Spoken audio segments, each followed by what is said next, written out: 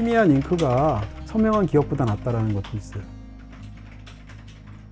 그랬을 때 기록이라는 것은 시간을 두 번 살 수 있는 행위이기도 해요.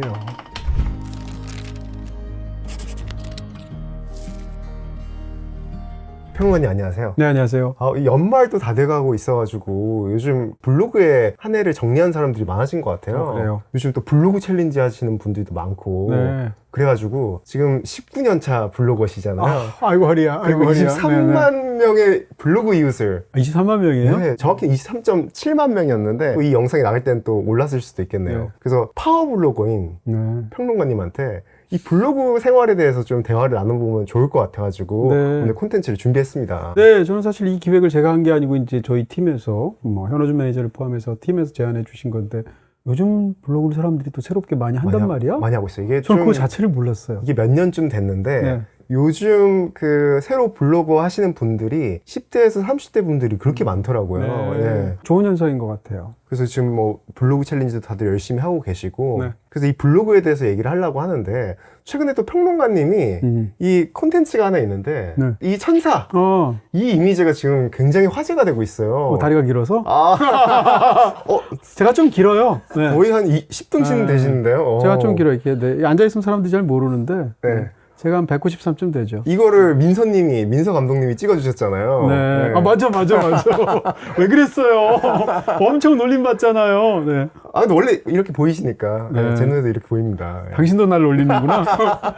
그래서 네. 이게 지금 굉장히 인스타그램에서도 그렇고 네. 그 X, 구 네. 트위터죠. 왜 그랬지? 트위터에서도 네. 굉장히 화제가 되고 있어요. 네. 알고 계셨나요? 아니요, 몰랐고 사실 얘기하셔서 사실은 뭐 어제 링크 주셔서 한번 제가 봤는데 뭐 놀리는 의미 아닐까요, 솔직히? 근데 다들 귀여워하시더라고. 댓글들 보면은 귀엽다고 하시더라고요. 귀엽다는 게 아이고 우리 할아버지 귀엽네 뭐 이런 느낌이라고 그럴까? 네. 근데 어쨌건 강조하고 싶은 것은 파이아케 여기만 있는 게 아니고 당연한 얘기지만 파이아케에서 제일 중요한 공간도 아니고 곳곳에 많은데 하다 보니까 이걸 먼저 한 거고요. 기다리세요. 앞으로 굉장히 많습니다. 그렇죠. 앞으로 한번 네. 투어를 해야죠. 시리즈로. 각 잡고. 네네. 네. 그래서 오늘은 이제 블로그에 대해서 얘기를 할 건데 네. 블로그 생활을 평론가님이 제가 알기로는 신문사를 그만두시고 그 네이버랑 연결이 돼가지고 블로그 생활을 시작하신 걸로 알고 있는데 맞습니다. 구체적으로 어떤 점 때문에 블로그를 시작했나요? 네. 당신은 왜 블로그를 시작하게 됐습니까? 라고 묻는다면 계약이 되었어.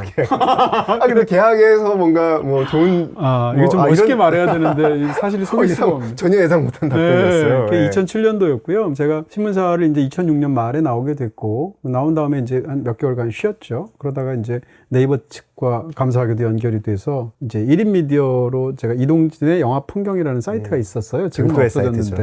네. 네. 그래서 거기서 이제 1인 미디어로 이제 활동을 했는데 중요한 무대는 당연히 이동진의 영화 풍경이고 구체적으로 이제 일주일에 몇 건 뭐 이런 식으로 계약이 되어 있었는데요. 이제 작은 조항 중에 하나가 네이버 블로그를 한다라는 조항이 있었어요. 근데 네이버 블로그를 한다고 해서 뭐 일주일에 몇 건 이런 건 없었는데 제가 또 한 번 하면 또 열심히 하는 또 고질병을 앓고 있거든요. 불치병을. 이렇게 시작을 했는데 네이버의 계약 자체는 4년 만에 끝났어요. 그러니까 2007년부터 11년까지. 근데 그 이유는 사실은 뭐 굳이 얘기하면 계약하고는 무관하죠. 2011년부터 지금까지 14년간의 세월은 자의로 한 거죠. 그러니까. 신문사를 나가시면서 결심하신 것 중에 하나가 네. 싫은 건 절대 안 하겠다라는 게 있었잖아요. 네. 그러면 이 블로그는 어떤 점이 좋으셔서 했는지. 저는 솔직히 말하면 만약 계약이 아니었으면 블로그를 안 했을 것 같아요. 블로그라는 거에 대해서는 알고 있지만 특별한 필요성을 느낀 게 아니었고 그럼에도 불구하고 저의 정체성 중에 하나가 이제 글을 쓰는 사람이라는 정체성이 있고 그때까지는 사실상 저희 거의 모든 활동은 글 쓰는 것이었고 이렇기 때문에 블로그를 운영한다는 게 별로 그렇게 부담이 되지 않고 경우에 따라서는 필요하기도 했었어요.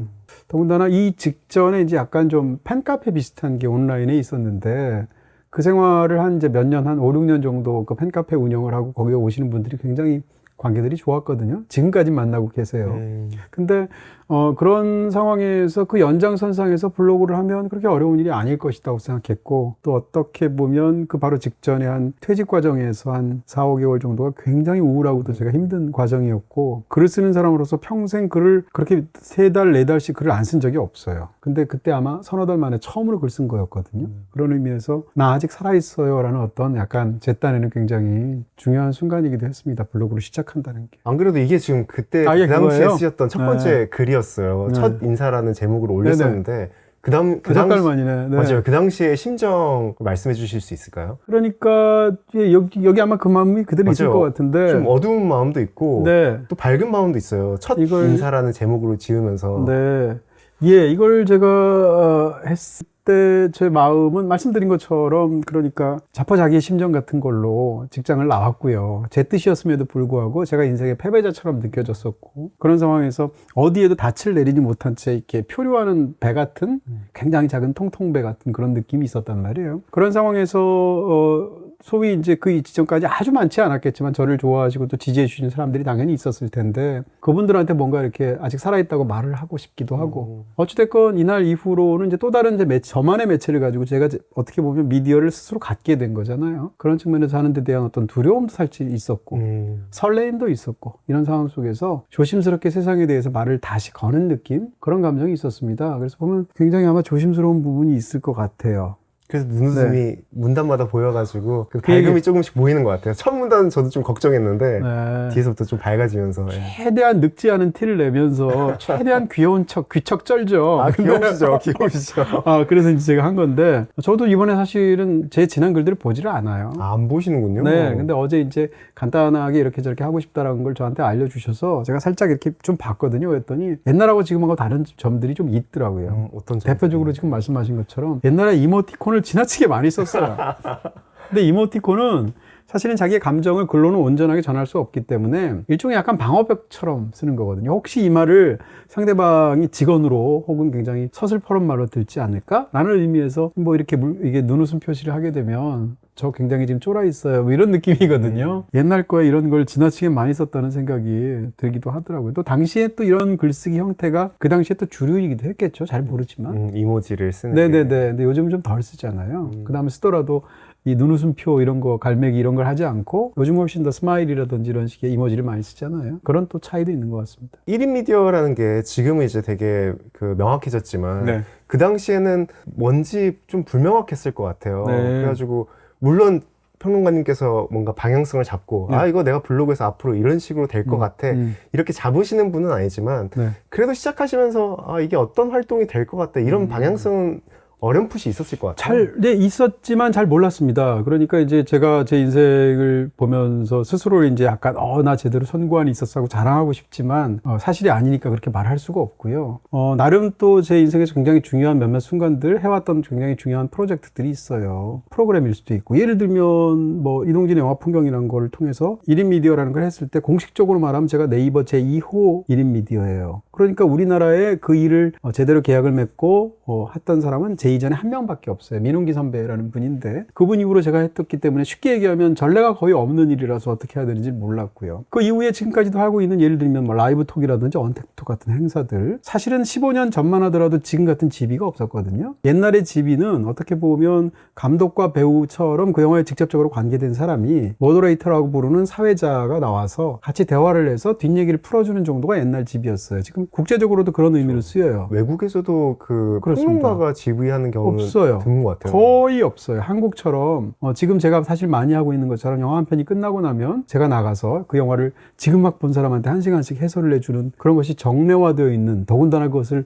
생중계 형식으로 하는 것은 제가 알기로는 세계 어디에도 없어요. 이런 측면에서 이렇게 보면 제가 선구적이라고 볼 수도 있잖아요. 빨간 책방이라는 거 방송을 한 것도 제가 영화평론가인데 책 방송을 7년이나 한 것도 선구적으로 볼 수 있죠. 그 다음 라이브톡, 언택트톡 지금 얘기했죠. 거기다가 영화당 같은 프로그램이라든지 또 시네마 리플레이라고 1년에 한 번씩 제가 메가박스에서 했던 프로그램이 있는데 그것도 거의 전례가 없어요. 전 세계적으로. 이런 상황에서 그 모든 일을 제가 다 해냈으니까 제가 엄청난 사람 같잖아요. 전혀 아니고 지금 말씀드렸던 모든 기획은 다 다른 사람이 한 거예요.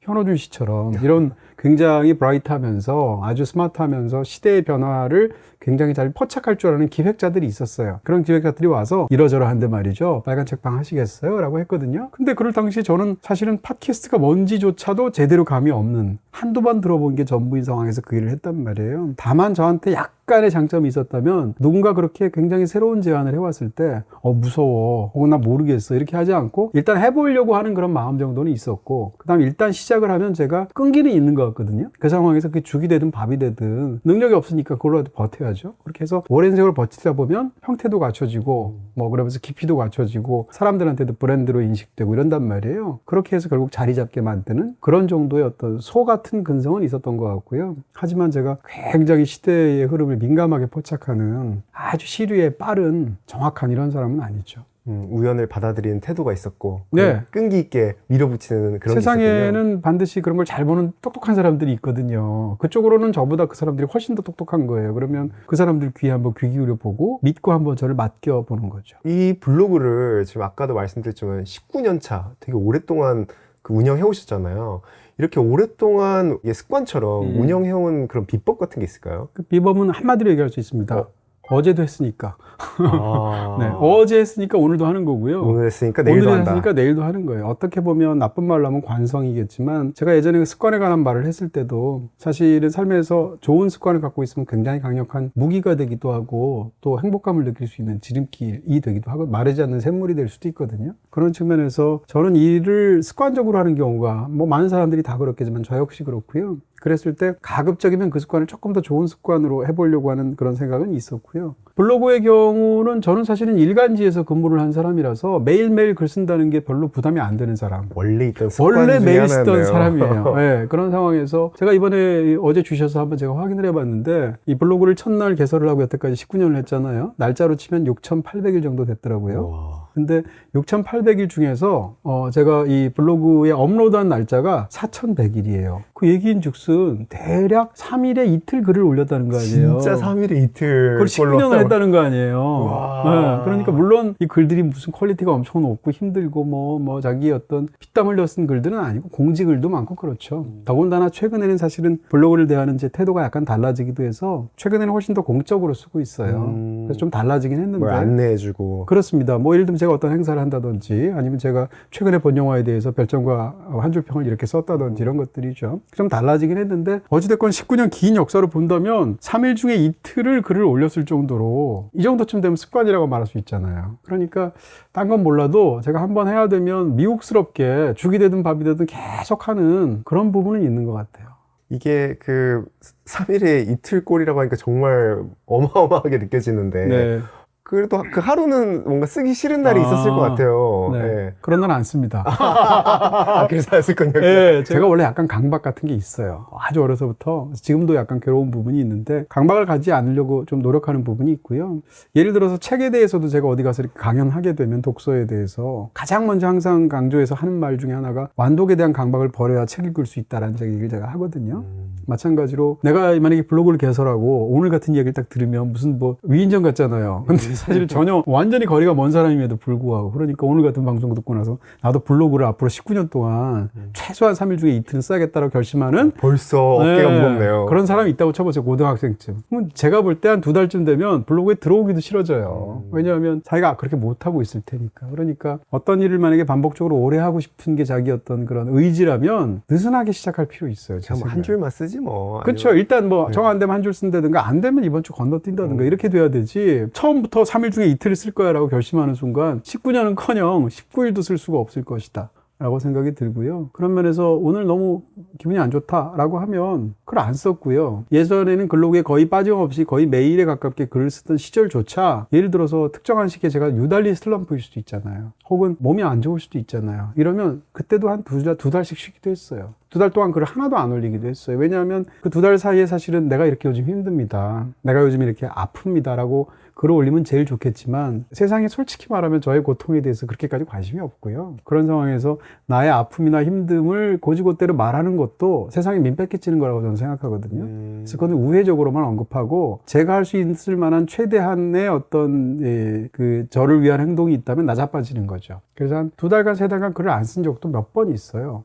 그럼 처음에는 사람들이 매일 글 쓰는 사람이 2-3달을 안 쓰면 이 사람 무슨 일 있나 보다 했는데 이것도 19년간 반복되니까 이분들도 조련이 되셔서 제 요즘 물 밑으로 내려가 있는 시기구나. 회복되면 다시 다시 또 올라오겠지. 어쨌건 19년 동안 접지 않고 해왔으니까. 그런 정도의 어떤 믿음 혹은 분위기 파악, 제가 어떤 인간인지를 아시는 부분도 있는 것 같아요.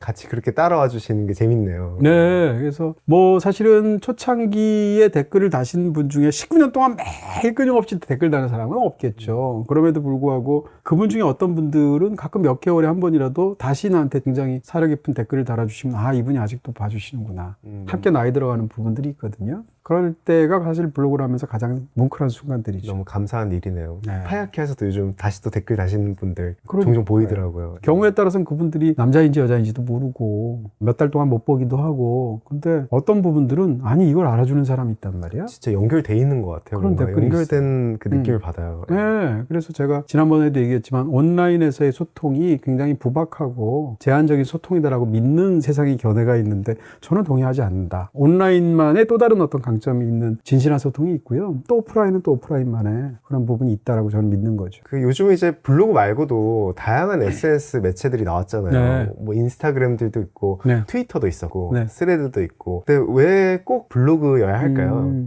블로그에 했던 것은 애초에 계약된 게 블로그였으니까. 쉽게 얘기하면 무슨 인스타그램 같은 데서 저한테 계약을 해서 처음에 인스타그램을 해주세요? 뭐 이렇게 했으면 제 생각에 인스타그램 지금까지 또 한 10몇 년 동안 했을 것 같아요.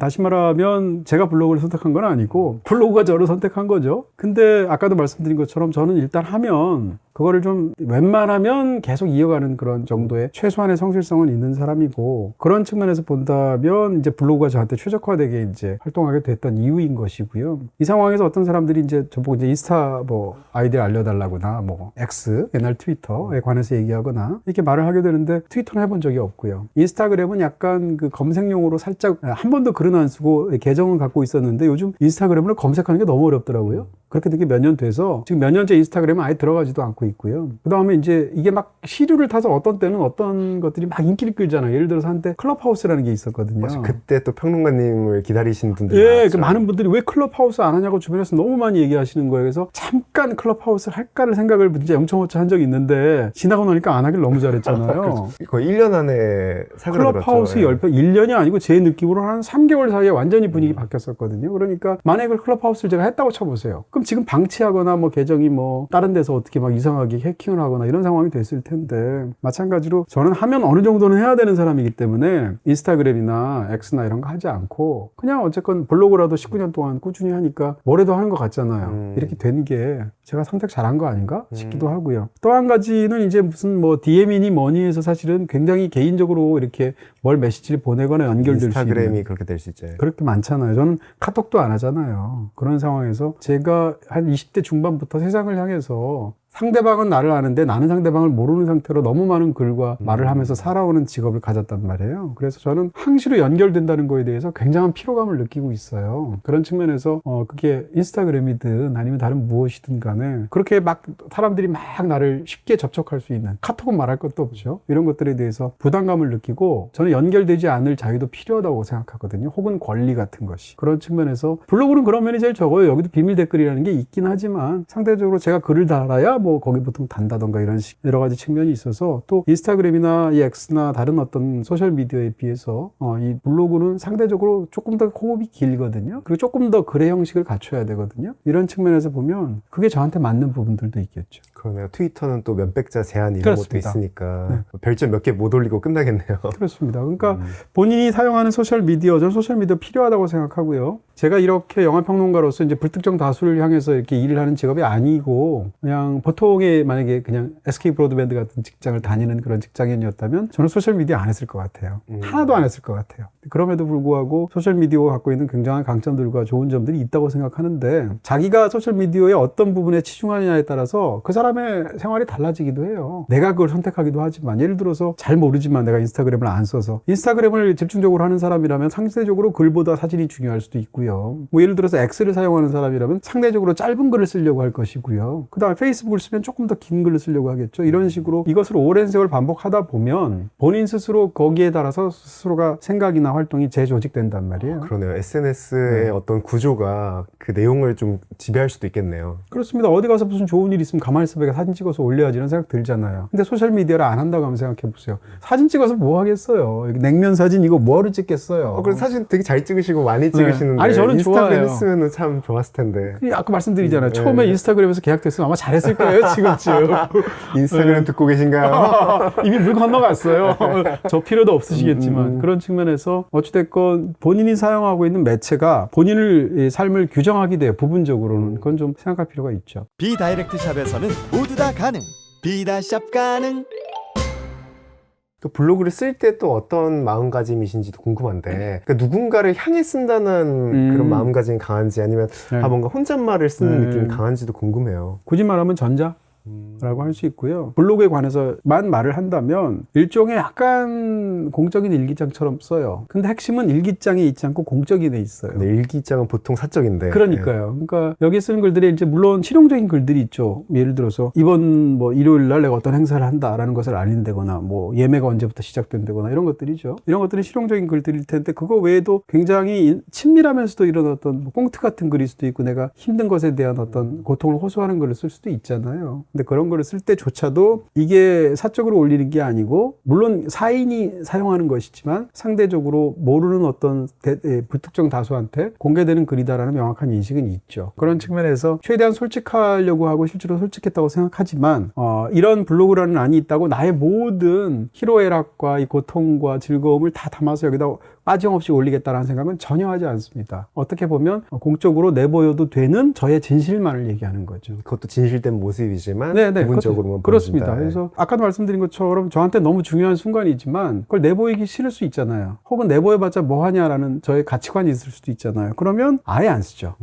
그 애매했던 선은 없었나요? 이거는 공개할까 말까 계속 고민하다가 임시글로 뭐 한다든지, 네. 아니면 끝내 뭐 공개 버튼을 고민하다가 결국 눌러가지고 공개된 네. 글이라든지. 그 정도로까지 고민인지는 모르겠으나 그렇게 할까 말까 고민하다가 에라 모르겠다 했던 순간들이 있죠. 대표적으로 사회적인 어떤 논란이 됐을 때 영화평론가라는 직업이 어떤 숙명이기도 한데 이 직업이 사랑받기가 어려워요. 너무 당연한 거고 감수해야 될 부분도 있습니다. 제가 선택한 직업이니까. 그렇지만 저는 사실 이제 의견이 저의 직업에서 굉장히 중요한 부분을 차지하고 있는 그런 특이한 직업인 것인데 그럼에도 불구하고 제 입장에서 부당하게 공격받거나 비난받는 경우들이 있단 말이에요. 예를 들어서 이제 해마다 한국 영화 화제작들 여름에 특히 등장하게 되면 그 중에 한 편은 꼭 사회적인 논란이 있대요. 사회적인 논란이라기보다는 온라인상에서 항상 서로 뭐 갑론을박하거나 한쪽 측에서 분위기를 올라가서 완전히 쓰레기 영화에 좀 공격을 하거나 정반대로 우리나라를 이끌 구국의 영화인 것처럼 찬양을 하거나 이런 상황에서 거기에 반대되는 의견을 대게 되면 소위 돌을 맞게 돼 있단 말이에요. 근데 이런 일들이 19년간 수도 없이 반복됐어요. 지칠 것 같아요. 또 다 비슷한 패턴으로 일어나잖아요. 그렇죠. 예. 그랬을 때 사실은 실용적으로만 생각하면 여기다가 비슷한 일이 또 있군요. 링크 겁니다. 한 다음에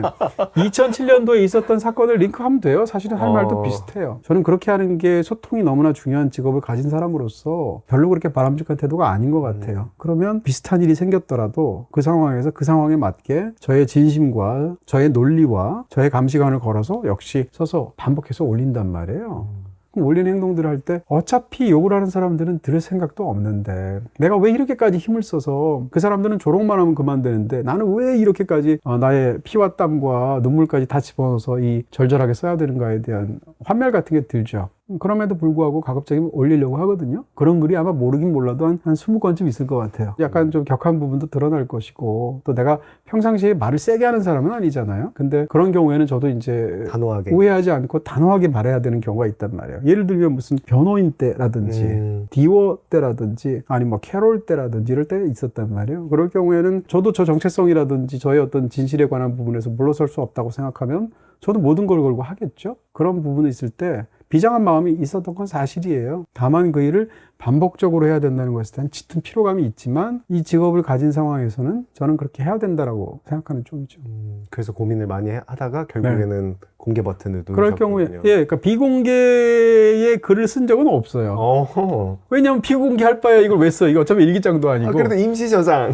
나중에 없어요. 마음이 바뀌면 또 업로드 한다든지. 전혀 없어요. 네, 썼으면 무조건 올리고요. 다만 쓸까 말까를 너무 고민하게 되겠죠. 그게 제일 오래 걸리는 단계일까요? 글을 쓰면서. 글 쓰는 직업 가진 많은 사람들의 공통점이기도 할 텐데 제가 김중혁 작가를 좋아하기도 하고 이상하다고 생각하는 지점이 있는데 이분은 글 쓰는데 물론 그 나름의 어떤 스트레스를 받겠지만 그렇게 재치 있는 글, 깊이 있는 글, 좋은 글들을 많이 쓰는 게 김중혁 작가임에도 불구하고 뭐라 그럴까? 생산하는 사람으로서의 이 시작할 때까지의 스트레스가 상대적으로 적은 것 같더라고요. 무슨 얘기인가 하면 글 쓰는 걸 상대적으로 즐겁게 쓴다고 그럴까? 근데 저는 이제 지금은 상대적으로 말을 더 많이 하고 있지만 저의 글 쓰는 정체성은 굉장히 중요했었고 저는 글을 쓰는 사람이었었고 원래 그런 상황에서 글을 쓰는 게 나의 정체적인 건 너무 중요한데 글 쓰는 게 너무 괴로웠어요. 보람도 너무 큰데 글 쓰는 상황 속에서 내가 겪는 고통이 너무 큰 쪽이라서 항상 쾌감보다는 고통이 컸어요. 그러니까 이걸 어떤 일을 내가 시작하려고 그럴 때 이 일을 하면 고통스러워. 그러면 몸이 어떨까요? 정신이. 점점 피해가게 되죠. 피해가게 되죠. 근데 그걸 이기고 써야 되는 거잖아요. 그걸 직업적으로도 하고 또 개인적으로도 해왔단 말이에요. 그러니까 글 쓰는 사람으로서의 삶이 너무 좋은 글 썼는지도 알 수 없으나 너무 괴롭고 힘든 거죠. 그러니까 글 쓰는 전체의 단계 블로그는 이제 공지글이라는 건 너무 간단하지만 그거에 어떤 하다못해 이렇게 일상에서의 에세이 같은 글을 쓴다 할지라도 가장 힘든 순간은 첫 문장 쓸 때까지 예요. 예를 들어서 오늘 반드시 보내야 되는 원고 마감에 어떤 글이 있다고 쳐보세요. 그러면 그 원고 마감을 지키기 위해서 아무리 늦어도 예를 들면 뭐 7시 반부터는 써야지 2시간 걸려서 9시 반에 전송할 수 있다고 쳐봐요. 그러면 제일 괴로운 시간은 7시 29분이죠. 그 전까지 너무너무 괴롭고 하기 싫고 갑자기 타자 치면 타자가 너무 재밌고 방 쓰면 방 쓰는 게 세상에서 막 천국에서 하는 일 같고 막 이래요. 엄마나 심부름 시킬 거 없어 막 이렇게 되는 거죠. 그러다가 7시 반이 되면 더 이상 못 미루잖아요. 그럼 너무 괴로우면서 쓰잖아요. 이렇게 되거든요. 그러니까 그 일을 수도 없이 수십 년간 반복해온 사람으로서 그 사람 인생이 행복할 수가 있겠어요? 근데 그 불쾌가 그렇게 강함에도 불구하고 불쾌도 일종의 쾌니까 그걸 해낸 건가요? 그렇게 볼 수도 있고요. 어떻게 보면 자기가 자기를 괴롭히는 데서 갖고 오는 어떤 약간 변태적인 쾌일 수도 있고요. 자기 학대적인. 네, 약간 매저키즘적인 속성도 있는 것 같아요. 저한테 약간 있었던 것 같고요. 더 중요한 것은 글쓰기가 운명이라고 생각한 거죠. 이게 나의 할 일이다. 그러니까 안 할 수 있으면 안 하겠다가 아니라 나는 이것을 반드시 해야 되는 사람이다. 근데 괴롭다 였거든요. 그러니까 괴롭더라도 계속 쓰는 게 그게 내 삶이라고 생각했던 거죠. 계속 어떻게 하면 좀 덜 괴롭게 되실까 그런 생각을 하게 되네요. 예, 그럼 뭐 원고료를 10배로 올려줘도 전혀 안 돼요, 해결이. 언제나 똑같아요. 정말로? 네, 그건 오히려 더 부담이 크시겠어요. 네, 아무런 그런 쪽의 생각이 없고요. 다만 글 쓴다는 것 자체가 사람마다 다르겠지만 굉장히 괴로운 일이죠. 이제 좀 더 딥하게 들어가고 싶은데 그 블로그에 어쨌든 뭔가를 기록한다는 건 그 기록의 행위의 일종인 거잖아요. 그렇죠. 그래서 왜 기록을 하는 것이 중요할지 이런 거에 대해서도 질문하고 싶어요. 거기에 대해서는 뭐 여러 가지 실용적인 이유를 들 수도 있고 말하자면 철학적인 이유를 들 수도 있을 텐데 그냥 진짜 궁금해요. 실용적인 이유는 인간의 기억력이 시원찮으니까 그리고 인간이 스스로를 자꾸 속이니까 예를 들어서 이제 기록이 무슨 조선왕조실록을 쓰는 그런 사관의 입장이 아니라 기껏해야 사소한 신변 잡기인 나에 대한 어떤 그런 기억이라 할지라도 우리가 그런 경우 굉장히 많이 할 텐데 내가 갖고 있었던 명확한 기억이라는 것이 나중에 보면 그런 얘기 있잖아요. 인색되고 왜곡되고 희미한 잉크가 선명한 기억보다 낫다라는 것도 있어요. 그런 말이 있는데 그냥 기록해 놓은 희미하게 빛이 들어가서 어떤 경우에는 글자도 잘 안 보이는 기록이 나는 분명히 기억하고 있어라는 것보다 더 정확한 기억일 수도 있거든요. 이런 상황에서 기록을 한다는 건 실용적으로 실제로 나한테 무슨 일이 일어났고 그때 어떻게 느꼈고 그게 내 삶에 무슨 의미가 있었는지를 나중에서 알 수 있는 그런 실용적인 의미가 있겠죠. 철학적으로 얘기한다면 저는 인간이 시간 내 존재라는 것이 너무 중요하다고 생각하는데 결국은 살면서 우리가 가장 두려운 건 시간이잖아요. 시간의 끝엔 내 죽음이 있기도 하고 늙음이 있기도 하잖아요. 그런 상황에서 무엇보다도 인간은 태어나자마자 그 순간 죽음을 향해서 계속 간다고도 볼 수 있을 텐데 그럴 때 가장 두려운 건 죽음을 향해서 걸어가는 거를 돌리고 싶잖아요. 예를 들면 돌릴 수만 있다면 한 뭐 50살, 60살, 70살쯤 됐을 때 갑자기 잠깐 한 다음에 20살로 가면 시간이 두렵겠어요? 근데 시간이 갖고 있는 불가역성, 비가역성적인 속성 때문에 두려운 거거든요. 일단 발을 디디면 계속 따라갈 수밖에 없고 그래서 시간을 이제 강물의 흐름하고 시간이 흘러간다는 표현을 쓰게 되는 것인데 그랬을 때 기록이라는 것은 어떻게 생각하면 시간을 2번 살 수 있는 행위이기도 해요. 그 순간에 남겨두는 거니까. 그렇죠. 내가 오늘 어떤 일이 있었다고 쳐보세요. 그 일에 대해서 내가 기록을 남겨 남겨요. 일기든 블로그든 어떤 메모이든 간에. 그러면 메모를 하고 기록을 남기고 블로그를 쓰는 그 순간에 나는 그 사건을 다시 한번 경험하는 거거든요. 더군다나 바람직한 형태로 바꿔서 경험해요. 인간은 모든 행위 자체가 사실상 배우에 비유한다면 무대에 올라가서 리허설도 없이 하는 최초의 시연 자체가 본 공연이 되는 그런 비극적인 배우의 운명을 타고났단 말이에요. 암담하네요. 그렇죠. 평상시 리허설이라도 해서 이 장면에서 무슨 대사를 말하고 다 알고 올라가서 하면 짠 멋있게 할 수 있을 것 같은데 그것도 어렵지만 근데 뭘 해야 될지도 모르고 즉석에서 대사를 주고받고 그러면서 바로 시연을 해야 되는데 그게 본 공연이야. 그럼 얼마나 무섭겠어요. 근데 그 상황에서 인간이 만약에 기록을 하게 되면 그 순간을 어떤 식으로든 아까 그 말을 하면 안 된다는데 라든지 아니면 다음에 이런 제안이 오면 하지 말아야지 라든지 혹은 다음에 이런 제안이 오면 요걸 바꿔서 더 잘해야지 라든지 이런 생각들을 하게 되겠죠. 그걸 감정을 담아서 쓰지 않는다 할지라도 메모식으로 쓴다 할지라도 이런 측면에서 어떻게 본다면 기록이라는 것은 기억에 일종의 만약에 육체를 입히는 거예요. 기억이라는 것은 머릿속에서 내가 기억했다고 생각하지만 사라져버리잖아요. 거기다가 물리적인 뭔가를 입혀서 존재를 만들어주는 거잖아요. 그게 기록인 거잖아요. 그게 글자로 쓰는 거든 사진으로 찍는 거든 무엇이든 그런 측면에서 그 행위 자체가 사실은 인간이 그 순간을 다시 살게 만들어요. 일종의 타임루프 같은 걸 만드는 거예요. 시간 여행을 할 수 있는 방법이네요. 그렇죠. 그러면 시간 속을 한번 흘러가서 결국은 끝에 가서 죽음이 되는 인간이 어찌됐건 그 순간 속에 수많은 후회 속에 사는데 기록을 남기는 순간에 후회는 있을지언정 그 순간을 곱씹거나 다시 살면서 일종의 작은 어떤 생각의 루프들 같은 걸 만드는 거거든요. 기록이라는 것은 어떻게 보면 인간이 인간답게 만드는 혹은 시간에 제대로 저항할 수 있게 만드는 굉장히 중요한 그런 발판 같은 게 될 수 있죠. 기록이 되게 숭고하게 느껴지네요, 지금. 네. 그렇죠. 사실 기록이 없다고 생각해 보세요. 그럼 인류에게 문명이 없었을 거 아니에요. 문명의 시작을 뭘로 보겠어요? 문자의 발명 같은 걸 보통 보잖아요. 기록이네요. 그렇습니다. 문명이라 할 때 그럴 문자가 들어가잖아요. 문명에다가 밝을 명자를 쓰잖아요. 그러니까 인류 문명이 있다는 것 자체가 사실은 이런 기록이라는 것하고도 관련이 있죠. 기록하지 않아서 뭔가 나한테 없어져 버렸던 순간처럼 느껴지는 네. 것이라든지 아니면 후회되는 순간이라든지 이런 게 있을까요? 그것도 양가적인 것 같아요. 예를 들어서 제가 이제 초기에 방송 같은 걸 하게 됐을 때 제 글 쓰는 게 저의 일의 거의 전부인 상황에서 가끔씩 방송을 하던 시절이 있었어요. 제가 20대 후반 뭐 이럴 때쯤 방송을 처음 시작했던 시기죠. 근데 그 당시에 방송을 하면 굉장히 좋았던 게 있었어요. 그게 뭐냐면 기록이 하나도 안 남는 게 그렇게 좋더라고. 방송하면 기록이 안 남는 게 좋으셨어요? 네. 그 당시에는 요즘은 사실은 뭐 안 그런데 옛날 같은 경우에 90년대 말 이때거든요. 그럴 때 가서 이제 윤상의 음악살롱이라는 프로그램이 제대로 정규적으로 나간 최초의 방송이에요. 그러니까 저도 20대 때고 윤상 씨도 20대 때였는데 둘이 동갑이거든요. 근데 그 방송에 나가면서 하는데 그 방송이 좋았어요. 좋았던 이유가 제 딴에는 그 시간을 유익하게 하려고 뭐 준비도 하고 그 당시에는 그랬었지만 요즘은 이제 원고 같은 거 안 쓰잖아요. 근데 그때는 원고도 마련했었거든요. 근데 어쨌건 아무리 열심히 준비하건 말건 그날 잡담하다가 다 소화하건 말건 다 못 말했다며요. 네. 어차피 다 못 말하고요. 어차피 40분 지나면 방송 끝나서 오늘 이동희 씨 수고 많으셨습니다 하면 들어가야 되는 거예요. 근데 처음에는 그게 아쉬웠는데 어느 정도 시간이 지나고 나니까 내가 한 말을 아무리 내가 노력을 했든 아니면 그날 잘했든 못했든 지나고 나면 휘발되어서 사라락 하고 사라져버리고 그 순간에 대해서 사람들이 어렴풋한 기억만 가질 뿐이지 물론 누가 녹음할 수는 있겠지만 그렇게까지는 안 하잖아요. 그래서 그 당시 방송하면서 기록이 안 남고 휘발된다라는 게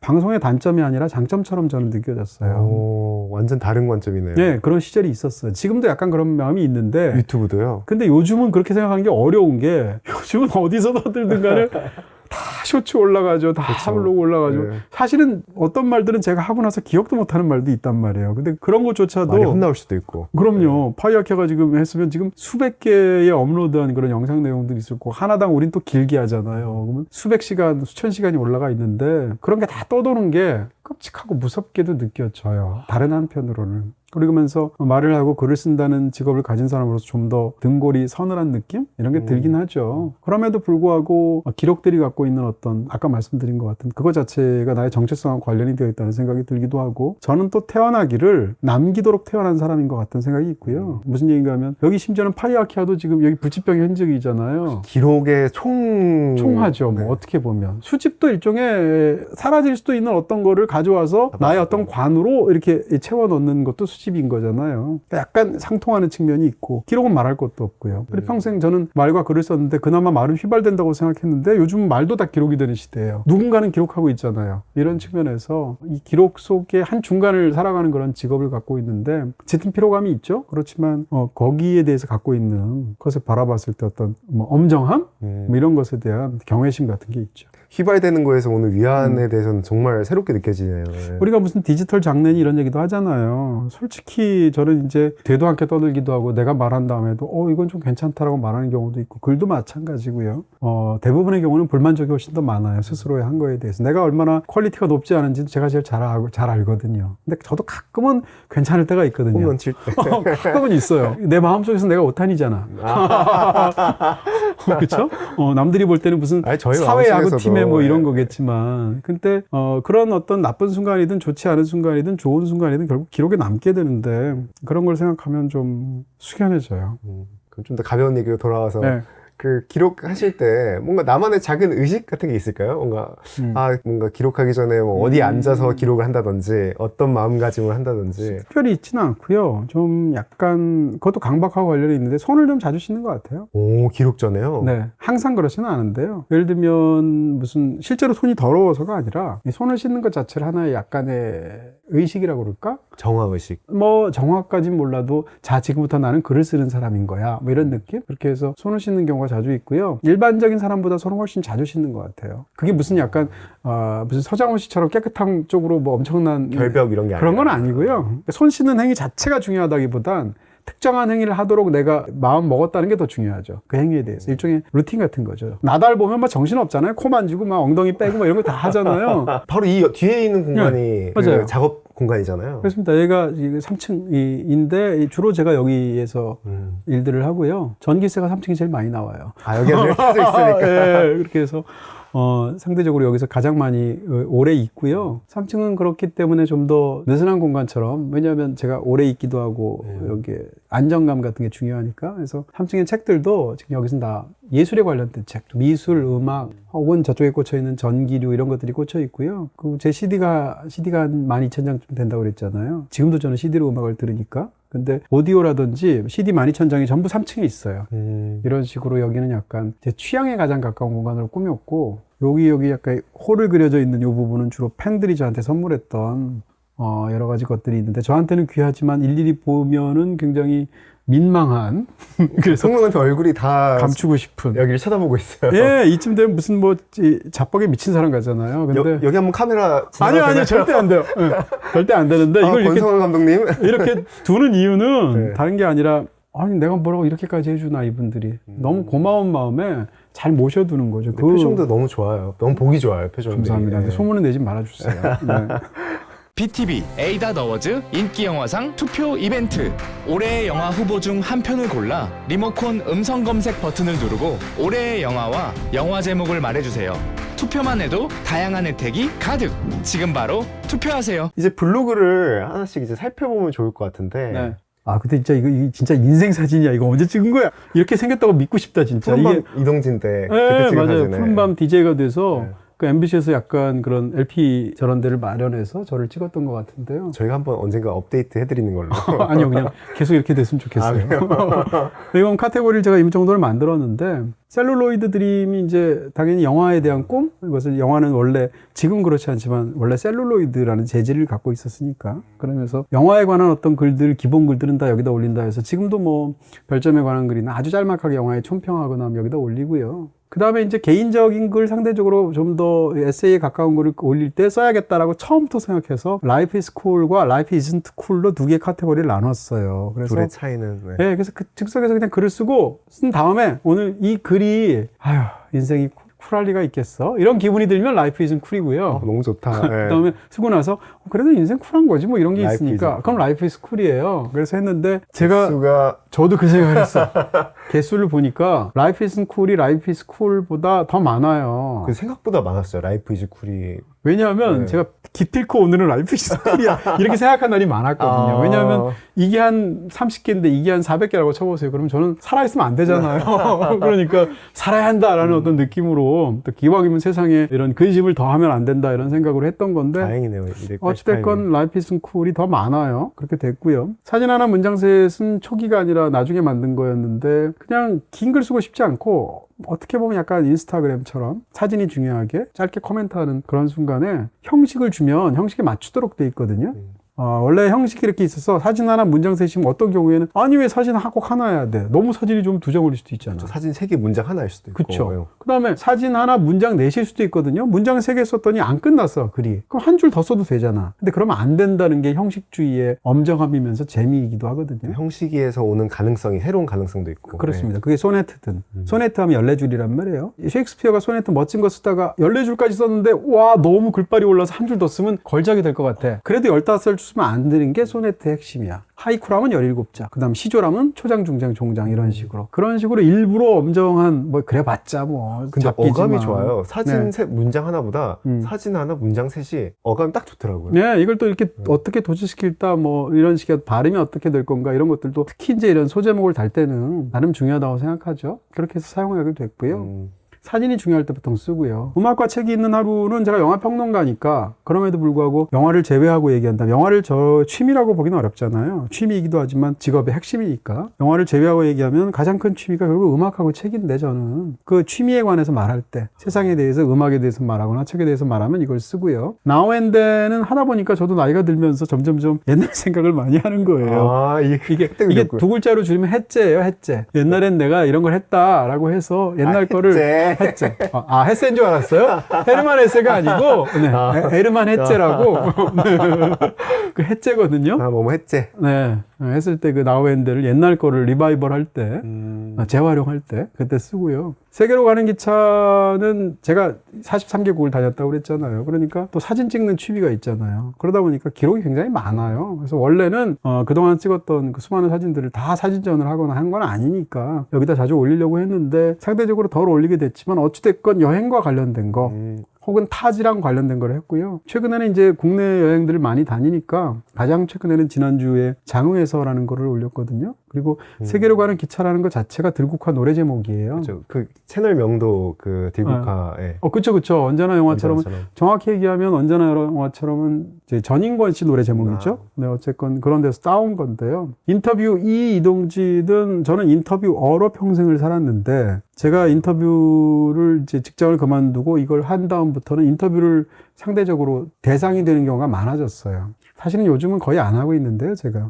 이렇게 죄송하지만 어렵습니다 하고 거절하고 있지만 예전에는 좀 했단 말이에요. 그랬을 때 상대방이 저를 인터뷰하면 인터뷰할 때 항상 조건이 그럼 제 블로그에 올려도 되겠습니까? 같이 이렇게 말을 해요. 상대방이 대부분 다 된다고 말씀하셨고요. 그렇게 됐을 때 인터뷰 2, 그러니까 제가 대상이 되는 저에 관한 인터뷰를 모아놓았죠. 브로드캐스트 미는 방송 출연을 알리는 공지 성격. 뭐 이번에 알쓸 신잡을 새로 시작하게 됐습니다. 뭐 이런 것도 있죠. 시작하게 됐습니다. 네. 맞습니다. 이벤트리는 이제 이벤트리 자체가 약간 말장난으로 만든 건데요. 그러니까 공지 성격에 예를 들면 뭐 이번에 GB를 한다라고 했을 때 어쨌건 이벤트잖아요. 행사 안내 같은 것을 하는 거고 Q&A는 반복적으로 사람들이 뭘 물어보는 거 있잖아요. 빨간 안경 언제부터 쓰셨습니까? 그런 거. 왜 100만 번째 쓰십니까? 들은 그런 거. 얘기죠. 예. 그러면 이제 매번 답변 드리기가 너무 힘들어서 그래서 약간 카테고라이즈처럼 만들어서 Q&A를 통해서 한때 이야기를 했고요. 발자취도 역시 그냥 제가 살아온 흔적을 담아있는 부분들, 별점과 24평 총합이라고 그래서 전체를 아예 하나의 파일로 만들었는데 이거 자체는 사실은 셀룰로이드 드림에 매주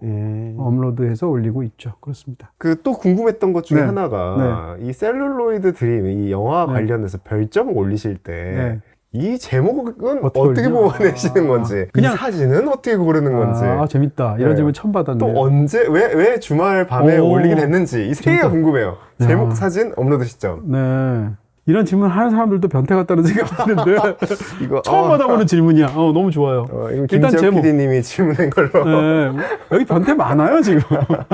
올릴 때 제목을 이것도 약간 시류를 타는데 저도 지금 제목을 달지 말까 이 생각도 했는데 어쨌건 달아야 되잖아요. 그래서 요즘은 어떻게 다냐면 이 별점을 달 때 보통 한 번에 한 3개, 4개 정도 영화를 올리잖아요. 한 주에. 그러면 그때 올린 영화에서 제가 쓴 말 중에서 나름 중요한 말들, 나름 저한테 그 말 자체가 중요하다고 생각되는 그 영화를 평가해서가 아니라 예를 들면 여기 보면 그저 우연이라고 잠시 어깨를 으쓱하며 지나가는 자의 지혜 혹은 탄식하면 이 말이 잘 나온 거죠. 요거 대신에 0.1초 정도 공간과 삶이라고 할까? 이렇게 생각했었어요. 이 제목 올릴 때. 근데 지혜 혹은 탄식이라는 게 어떻게 보면 오디 앨런 영화의 핵심이기도 하거든요. 제가 볼 때. 그러니까 오디 앨런을 설명한다기보다는 인생에서 어떤 일들이 있는데 그 우연이 너무 커요. 영향력이. 어떤 경우에 따라서는 죽고 사는 일이야. 근데 우연이었어. 그러면 인생이 이렇다는 것에 대해서 우연이라니 하면 어떤 느낌이 들겠어요? 장탄식이 있을 수도 있죠. 내가 다 노력해봤자 소용없구나. 경우에 따라서는 그래 결국 다 우연이야 하면서 쿨하게 지나갈 수도 있죠. 그럼 지혜일 수도 있고 탄식일 수도 있잖아요. 많은 일들이 그런 거다라고 해서 제목 올린 거고요. 이게 한 1년 전만 하더라도 제가 별점 제목을 어떻게 올렸냐면 제가 약간 언어 유희 같은 걸 좋아하다 보니까 이렇게 영화 예를 들면 이 4편을 올렸다고 쳐봐요. 여기 6글자, 7자, 4자, 5자 중에서 서로 재조합을 해서 4글자의 단어를 만들었어요. 반드시. 뭐 예를 들면 뭐 웬데 부빗 뭐 이런 식으로. 근데 그게 말이 돼야 돼. 말이 돼야 돼요. 있는 말이래야 돼요. 그러려면 이걸 얼마나 제조합해서 만들려고 머리 빠지잖아요. 엄청 머리 아팠겠는데요? 전 너무 재밌거든요. 그렇게 해서 한 2, 3년 제목 단 적이 있어요. 지금도 너무 많을 텐데. 근데 그걸 제가 그만둔 이유는 뭘 또 그렇게까지 해. 할 만큼 했잖아. 이런 생각이 들어서 또 약간 희화화하는 느낌이 들어서 지금은 안 하는데요. 한동안은 그렇게 제목을 달기도 했죠. 사진은 기본적으로 저한테는 이제 그 이메일을 통해서 영화사에서 그 영화를 홍보하는 그런 메일들이 진짜 많이 와요. 너무 많이 와요. 그래서 그때도 말씀드렸지만 하루에 수백 통이 온단 말이에요. 물론 영화사 쪽이 제일 많지만 출판사도 있고 뭐 또 개인적으로 보내는 사람들도 있고 다 열어볼 수도 없을 정도인데 근데 이제 홍보 메일들 중에서는 대부분 사진이 어떤 식으로든 첨부가 돼 있어요. 보통 한 영화당 한 10여 장의 사진들을 쓸 수 있게 애초에 보도자료 형식을 갖고 있으니까 그 사진 중에서 상대적으로 제가 한 줄 평에서 핵심에 가깝다고 말한 것과 가까운 사진을 고릅니다. 그리고 기왕이면 원샷보다는 투샷, 쓰리샷을 골라요. 그러니까 사람이 한 명 나오는 것보다는 관계성을 파악할 수 있게 둘 이상 나오는 사진들을 제가 주로 고르는 편이에요. 여기도 마찬가지죠. 이 영화에서 앤손잡이 소녀에서 가장 훌륭하다고 생각했던 건 공간과 인물의 관계를 영화가 굉장히 잘 묘사했거든요. 감독의 연출력에 있어서. 그러니까 이 공간이 야시장이다. 오토바이를 타고 있다는 게 중요해요. 그래서 이 둘이 주인공이기도 하지만 이런 사진을 제가 골랐고요. 럭키데이 인 파리는 딱 보면 이 영화의 낭만성 같은 것을 보여주기도 하면서 이 영화를 다 보신 분들한테는 이게 굉장히 비극적인 장면이 될 수도 있거든요. 그런 식의 어떤 사진을 골라서 올렸죠. 그런 방식을 쓰고 있습니다. 너무 재밌네요. 네. 그러면 주말 밤에 업로드 하시는 이유는 또 뭘까요? 개봉일날. 주말 밤에 하는 이유는 예전에는 저는 원래 직업적으로 개봉 전에 올렸어요. 대부분의 별점들을. 평론가님이 개봉 전에 또 그렇게 많이 하시죠. 그래서 저도 옛날에 그랬어요. 그랬고 그게 훨씬 더 기억에도 잘 남아있고 바로바로 올리고 또 이런 식의. 근데 본의 아니게 제 능력에 비해서 사회적으로 너무 많이 제가 거론이 되거나 제 별점이 거론이 되고 거기에 대해서 비판을 하거나 시비를 거는 사람들이 굉장히 많아졌어요. 그런 상황에서 특히 이제 별점으로 안 좋다고 영화에 대해서 비판할 경우에 너무너무 많이 들었던 이야기가 분에 찬 목소리로 그중에는 아마 영화인들도 있지 않았을까 일부 생각이 드는데 시작하지도 않은 영화,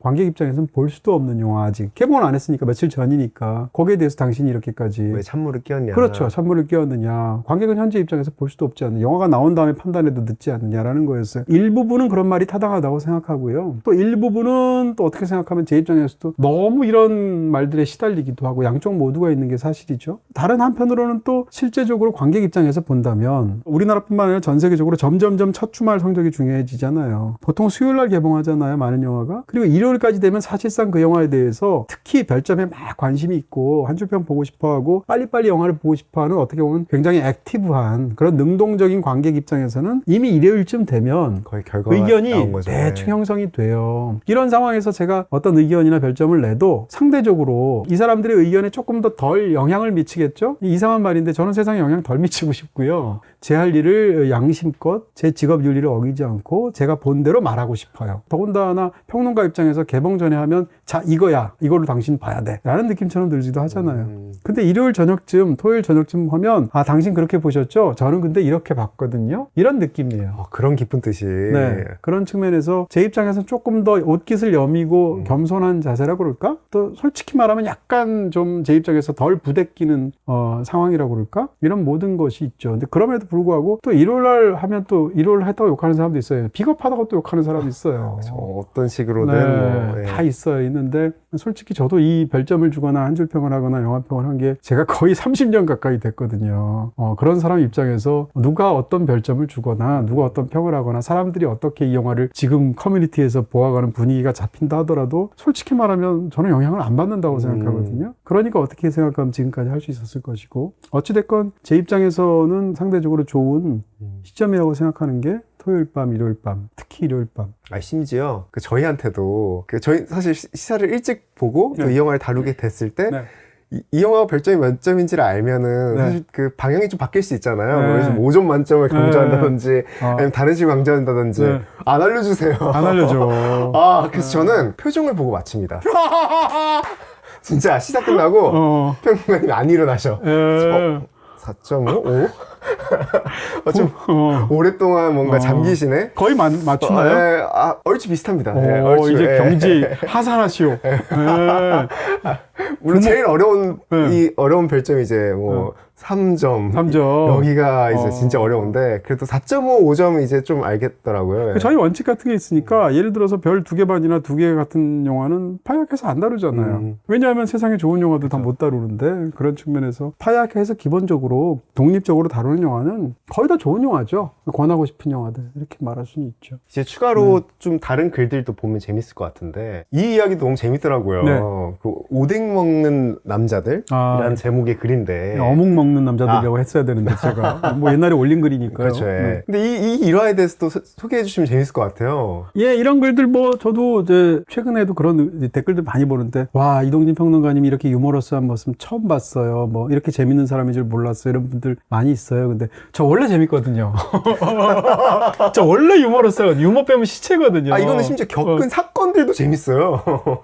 어떻게 예. 이런 일이 일어났는지. 그런 측면에서 약간 저도 세상을 웃기고 싶고요. 개그 본능이 있고 글을 통해서도 기왕이면 세상에 울음을 던지는 것보다 웃음을 던지는 게 좋다고 생각하고 그래서 재밌는 일이 있으면 약간 더군다나 이때는 더 블로그를 대하는 태도가 열려 있어서 이런 글들을 쓰고 싶어 했고요. 원래 이렇게 군것질 같은 거 밖에서 이렇게 거리 음식 같은 거 잘 사 먹는 편이 아닌데 너무 퇴근을 늦게 하다 보니까 이 당시에 지금도 그렇지만 차를 몰고 이제 퇴근을 하잖아요. 그러면 거리에 차가 하나도 없는 밤 12시에서 한 서너 시 사이에 퇴근을 한단 말이에요. 근데 가고 있는데 이때는 제가 서울 휘경동에 살고 있을 때예요. 근데 가는데 그날 갑자기 날이 추워졌어요. 오늘하고 똑같아. 우리 어제까지 별로 안 춥다가 오늘 오늘 지금 갑자기 추워졌죠. 겨울이 왔잖아요. 이런 식으로 그때도 11월이었어요. 네. 그런 상황에서 퇴근을 하는데 너무 이 어묵 국물 하나가 먹고 싶은 거야. 근데 웃긴 건 제가 어묵을 안 좋아하거든요. 근데 그날따라 약간 학습된 걸 수 있잖아요. 따끈한 이런 걸 일회용 컵에 마시고 싶은 거예요. 근데 늘 안 보였는데 네. 포장마차가. 네. 그래서 이제 집에 가려고 하는데 지금 말씀하신 것처럼 평상시에 그런 걸 안 하니까 우리 집 가는 근처에 포장마차를 본 기억이 없는 거예요. 매일 똑같은 길을 가는데도. 그래서 없는데 어떡하지 하고 가고 있는데 딱 있는 거예요. 너무 좋은 사거리에. 역시 관심을 가지면은 보이는군요. 네. 그래서 너무 신기해가지고 거기 딱 들어갔죠. 들어갔는데 제가 또 어떤 데서는 굉장히 대범하지만 어떤 데서는 엄청 쭈뼛거리거든요. 들어갈까 말까 너무 고민이 들죠. 왜냐면 거의 안 들어갔으니까. 그래서 고민이 됐지만 여기까지 왔으냐고 포장마차 열고 딱 들어갔는데 남자만 3명이 앉아있는 거예요. 그때가 밤 한 12시 반쯤 됐는데 중간에 나갈 수도 없잖아요. 결정적으로 나갈까 말까 너무 고민했는 게 주인이 식사를 하고 계신 거예요. 김치찌개 해가지고 식사 12시 반에 밤에. 그럼 들어오면서 김치찌개 드시면서 어서오세요 이러시는 거예요. 근데 포스가 뭔가 이 주인 포스부터 이 3명 정도의 중년 남자들이 앉아 계시는데 그들이 어묵 같은 걸 먹으면서 하는 얘기나 이런 게 나 여기 있으면 안 될 것 같은데 나가지도 못하고 나가는 게 더 힘들어. 그러니까 마치 이런 일이 수십 번 겪은 프로인 것처럼 아무 말 안 하고 오뎅 좀 먹겠습니다 이렇게 하고 오뎅을 2개를 먹었죠. 그래서 어묵을 먹고 있는데 네. 하나 먹을 수는 그쵸. 없잖아. 또 우리 문명인이 그쵸. 네, 또 사회적 지위와 체면이 있는데 그 2개를 먹었어요. 먹는데 먹다 보니까 시간이 걸리잖아요. 근데 그 밤에 그 12시가 넘은 데서 포장마차에서 이 남자들끼리 대화할 때 이상한 귀여움과 오지랖들이 있더라고요. 끊임없이 말을 붙이는데 그 3분이 앉아 있는데 의자가 3개였거든요. 근데 굳이 의자를 우리가 다 쓸 수 없죠 이러더니 하나를 나한테 양보하는 거야. 그러면 3사람 중에 1명이 일어나면 나는 좌불안석이잖아요. 그래서 안 앉을 수도 없고 계속 사양을 해요. 너무 죄송한데 괜찮습니다. 아무렇지도 않습니다. 그래서 결국 사양했는데 간신히 또 가슴을 쓸어내리고 있는데 너무 기억이 잘 난다.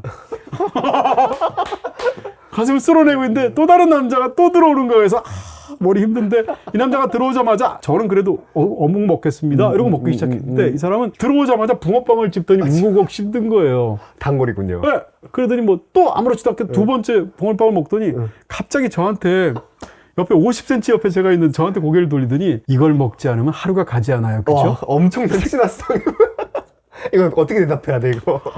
미치겠더라고. 죽고 싶더라고 정말 그 상황에서. 근데 예, 모르고 대답을 할 수밖에 없죠. 그 한밤에 거기에서 분위기가 너무 비현실적인 느낌이에요. 붕어빵을 또 안 먹을 수도 없고. 네. 그래서 뭐 어쨌건 마지막에 이제 하는데 그 당시 기준으로는 뭐 그 어묵이 2개 먹으면 1,000원이었어요. 근데 그것만 1,000원만 내면 또 문명인이 아니잖아요. 그래서 붕어빵 같이 팔고 있어서 저는 붕어빵이 하나에 500원쯤 하는 줄 알고 그래서 2,000원을 주면서 붕어빵 2개 주세요 이랬어요. 그럼 이제 2,000원 됐으니까. 그랬더니 붕어빵 5개 주시더라고요. 200원이라는 거야, 붕어빵이. 그렇게. 그 당시 기준으로도 너무 싼 거야. 그래서 지금은 붕어빵 좋아하는데 그때 먹지도 않는 붕어빵 5개를 들고 나오는데 생각이 들면서 이게 무슨 타임루프물이라든지 아니면 갑자기 평행우주라든지 이런 곳에 들어간 정말 이상한 경험을 한 그런 느낌이죠. 근데 이 이야기의 핵심은 제가 거의 단골이 됐어요. 그래서 그 이후로도 여러 번 가시고. 네. 또 붕어빵도 사러 가시고. 그렇습니다. 근데 제가 궁금한 게 이게 왜 라이프 이즌트 쿨에 있나요? 이 재밌는 스토리가. 참 추잡스럽다 내가 이런 느낌. 이렇게 즐거운 스토리는 라이프 이즌트 쿨에 바꿔 나오셔도 될 것 같은데. 아니 그 뭐 어묵 2개 먹으면서 참 참 수선을 다 떤다 뭐 이런 느낌? 참 정감 가시는 분들이네요. 아니에요? 마지막에는 친해졌어요. 형 동생은 안 했지만 네, 저도 그 사람들 껴가지고 뭐 대화도 하고 뭐 그랬습니다. 고생하셨습니다. 네네. 살아있는 게 용하다 지금. 네. 다음 글로는 예전에 콜라를 끊으셨더라고요. 믹스커피랑. 네. 아까 저 식사 예전에 같이 끊으셨더라. 했는데. 얼굴 표정에 콜라를 끊으셨더라고요. 저 배신자 뭐 이런 표정. 아니 아까 제가 저녁 식사를 같이 했는데 분명 평론가님이 콜라 시키셨죠 아까. 예. 솔직히 약간 제가 약간 이런 쪽으로 중독이 잘 돼서 콜라 단콜 금믹이란 건 이제 콜라와 믹스커피를 끊겠다 해서 제가 이제 물론 당연히 만든 말도 안 되는 말이고요. 근데 너무 몸에 안 좋은 것도 같고 너무 또 탐닉이 되는 것 같고 해서 끊겠다고 결심을 했거든요. 여기 보면 이때는 콜라 끊었나 봐요. 성공하셨더라고요. 평생 수영장 2개 분량의 콜라를 먹었다는 거 아니에요. 그러니까 그때는 단콜 금믹이 성공했는데 이게 언제 18년? 7년 세월이 지났고요. 하나는 성공했고 하나는 실패했어요. 믹스커피를 성공하셨군요. 믹스커피를 성공했어요. 이때 이후로 믹스커피를 안 먹어요. 그러네요. 한 번도 못 본 것 같아요. 네. 예. 믹스커피를 먹긴 먹는데 1년에 한 3개 정도 먹으니까 끊은 거죠. 끊은 거죠. 네. 그리고 콜라는 중독 증세가 더 심해졌고요. 거기다가 최근에는 또 제로 콜라가 나와서 그렇죠. 이때만 하더라도 네. 제로 콜라가 그렇게까지. 근데 알리바이 같은 것도 약간 생기니까 거리낌 없이 그렇게 해서 반은 지키고 반은 못 지켰네요. 그게 어디예요? 그렇죠. 믹스커피 끊으신 것만으로도 대단하죠. 참 마음에 없는 말 하려고 애쓴다 애써 또. 네, 고생이 많으세요 사회생활 하시느라고. 네. 그 다음으로 또 놀랄 사진이 있는데 뭐야 이거? 이거 오늘한테 안 보여줬잖아. 안 보여. 아니 전 평론가님이 이두가 이렇게 훌륭하신지 몰랐어요. 몰랐어? 이 정도면 좀 만져봐. 진짜. 이 팔 좀 해명해 주시죠. 예. 제가 아까도 말한 것처럼 좀 저희 인생의 장점이기도 하고 단점이기도 한 게 한 번 하면 디립다 계속하는 그런 버릇이 있어요. 하다 보니까 더군다나 이제 이 골고루 몸에 다양하게 운동을 해야 되는데 그렇지 않고 이 당시에는 주로 이 덤벨로만 운동을 하고 이러다 보니까 계속 그냥 어제도 하고 오늘도 하고 오늘도 하면 내일도 하고 이렇게 하다가 이렇게 돼버린 거예요. 덤벨 그 횟수도 스스로 그 변태적이라고 맞아요, 표현하신 적이 맞아요. 있는데 이게 보통 12번이 근성장의 뭐 좋은 세트다 횟수다라고 하잖아요. 몇 번 하셨죠?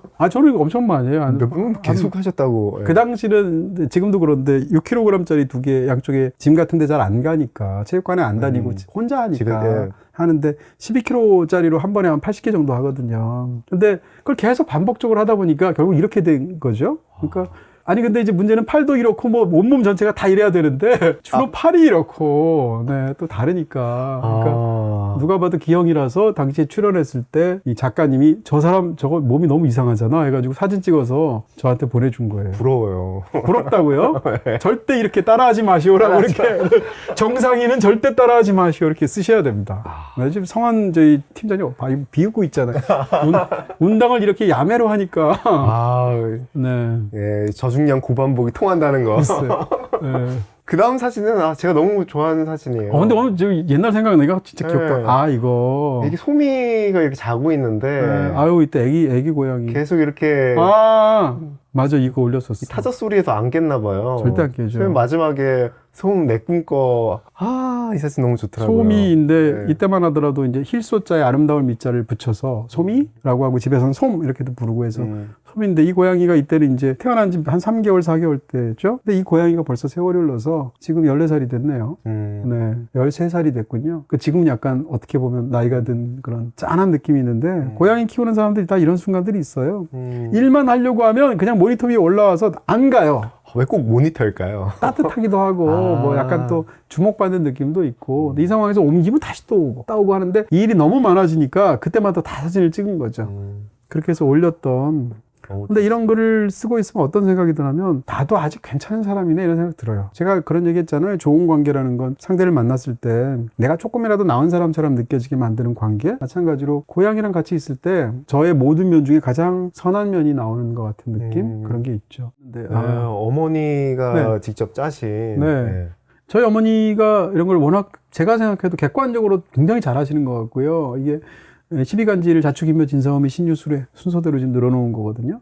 이걸 또 무슨 약간 제 그 개인 유튜브 계정을 만들었을 때 선물로 제가 이벤트 한 적도 있었고 지금 2층에 가면 이 둥그런 시계가 있는데 그 시계에 이것을 이게 자시 축시 이런 식으로 되잖아요. 한국에서 11시부터 1시라든지 이런 식으로. 그래서 그 시계에 거기에 맞게 배열도 했거든요. 12간지. 네, 12간지로. 그래서 이렇게 했죠. 이렇게 하는 것은 사실 평상시에 제가 굉장히 불효자예요, 진짜로. 저희 어머니한테도 뭐 예를 들면 뭐 자주 전화드린다거나 뭐 이렇게 하지도 못하고 또 옆에 있으면 소리도 버럭 지를 때도 있고 그랬었거든요. 그래서 굉장히 죄송한데 어머니를 굉장히 사랑하는 마음은 있는데 표현을 잘 못하는 그런 아들인데요. 이런 글을 쓰는 이유는 그나마 효도할 수 있는 방법이어서도 있습니다. 그러면 어머니가 이런 걸 올리면 굉장히 좋아하시거든요. 그런 측면에서 이것도 내가 이 정도도 못하나? 이런 생각도 있고 또 좋아하시니까 그랬던 것 같아요. 어머니가 이걸 보실지 모르겠지만 보세요. 보세요. 네. 저희 집에서 정말로 그 평론이 과장하는 거 싫어하시니까 진짜 이게 과장하는 게 아닌데 정말 그 선물해 주신 몇 개가 있거든요. 그 돼지 모양도 있고 맞아요. 토끼 모양도 그렇죠. 있고 저희 집에 진짜 전시하고 있습니다. 그 뭐 수세미 주실 때도 있는데 그 수세미 저희 어머니께서 절대 쓰시지 않고 수세미 아니에요. 그렇죠. 이거는 예술 작품이다 하면서 저희 전시장에 그러니까 파랗게 하는 지금 수많은 소장품들이 있다면 저희는 전시장에 걸 놨어? 예, 정말 너무 그것도 이상해. 남들이 보면 얼마나 이상하게 저 집은 뭐야? 수세미교를 믿는 거야? 이러면서 너무 이뻐요. 얼핏 보면은 수세미인지 모르고. 감사합니다. 선물 드린 정말 감사히 잘 받았습니다. 좋으시겠습니다, 권 여사님. 근데 또 블로그에 또 그 가벼운 글들만 있는 게 아니라 또 예전에는 긴 글의 글들도 여기다 올렸었잖아요. 다시 올리기도 했었죠.